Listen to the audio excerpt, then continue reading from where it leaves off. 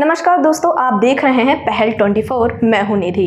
Lok Sabha election 2024 के प्रचार प्रसार के लिए अतिशी असम पहुंची है और वहां की आम लोगों से बात करते हुए क्या कुछ मीडिया प्रभारी को बताया है, आइए जानें। देखिए, आसाम के लोगों से आम आदमी पार्टी को हमेशा बहुत प्यार मिला है। चाहे गुवाहाटी में हुए म्यूनिसिपल इलेक्शन में हो, चाहे पहले आसाम के अलग अलग हिस्से में म्यूनिसिपल इलेक्शन में हो, आसाम के लोग आम आदमी पार्टी से पर भरोसा करते हैं। और इस बार यहाँ पे हम 2 लोकसभा सीट्स लड़ रहे हैं और मुझे पूरा भरोसा है कि जिस तरह म्यूनिसिपल इलेक्शंस में भी आसाम के लोगों ने हमें अपना प्यार दिया, अपना आशीर्वाद दिया, उसी तरह से आने वाले समय में अच्छे स्कूल्स के लिए, अच्छे हॉस्पिटल्स के लिए, चाय बागानों के लोगों के लिए ज़्यादा अधिकार के लिए आसाम के लोग आम आदमी पार्टी को वोट देंगे। मैडम, ओपोजिशन का जो अलायंस था, देखा गया है भारत भर में विभिन्न जगहों पे है, लेकिन आसाम में जो है कांग्रेस के कैंडिडेट भी जो है चुनाव लड़ रहे हैं उसी जगह से जहां पे आपके आम आदमी पार्टी का कैंडिडेट है। हाँ, ये थोड़ा दुख की बात है। ये दुख की बात है कि जब देश भर में अलायंस हो गया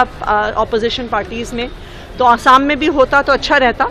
और लेकिन फिर भी मुझे पूरा भरोसा है कि जिस मजबूती से हमारे दोनों लोकसभा के कैंडिडेट्स अपना चुनाव लड़ रहे हैं, इस बार आसाम में लोकसभा के चुनाव में आम आदमी पार्टी का खाता जरूर खुलेगा। मैडम, क्या मुद्दा होगा आसाम में, खासतौर पे आपका क्या मुद्दा होगा? मेरे हिसाब से 3 या 4 महत्वपूर्ण मुद्दे हैं। सबसे पहली बात, जो आम आदमी पार्टी का हमेशा से ही सबसे बड़ा पॉलिटिकल एजेंडा रहा है, वो हाई क्वालिटी स्कूल्स का रहा है।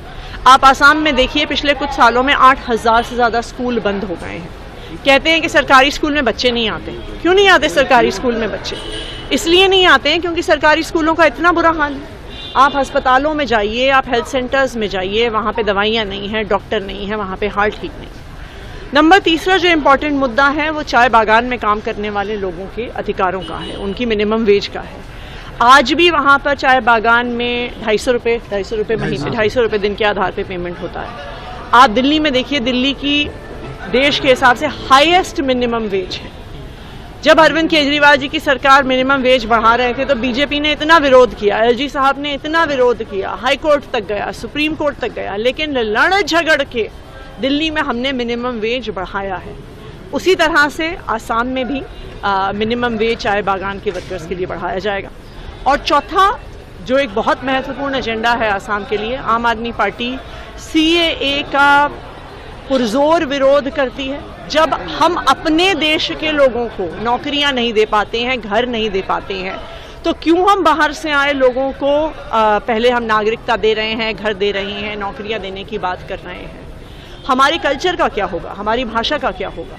तो ये हमारे इम्पॉर्टेंट मुद्दे रहेंगे आने वाले चुनाव में। और मुझे उम्मीद भी है, मुझे भरोसा भी है कि आसाम के लोग, डिब्रूगढ़ के लोग, सोनितपुर के लोग आम आदमी पार्टी पे अपना भरोसा बनाए। मैडम, इसके विपरीत जो भारतीय जनता पार्टी की यहाँ सरकार है, राज्य सरकार है, वो एक के बाद एक स्कीम अनाउंस करती जा रही है। खासतौर पर महिलाओं के लिए अरुणोदय स्कीम है और फ्रीबीज खासतौर पर कहें तो एक के बाद एक स्कीम जो है लॉन्च करी है। चुनाव से पहले उन्होंने काफ़ी स्कीम लॉन्च की है, तो इसका क्या जवाब होगा?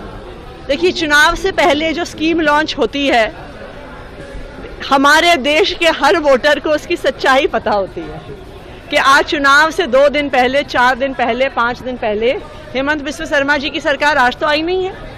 अगर उन्हें वास्तविक तौर पे महिलाओं के लिए काम करना होता, गरीबों के लिए काम करना होता, तो उन्हें चुनाव का इंतजार करने की क्या जरूरत थी? वो पहले ही कर सकते थे। एक चुनी हुई सरकार में पार्टी स्कीम के आधार पे वोट मांग रही है, नई स्कीम के आधार पे वोट मांग रही है, इसका मतलब ही है कि उन्होंने कोई काम नहीं किया है। अगर उन्होंने काम किया होता तो अपने काम के आधार पे वोट मांगते, जैसे अरविंद केजरीवाल दिल्ली में जाके अपने काम के आधार पर वोट मांग रहे हैं।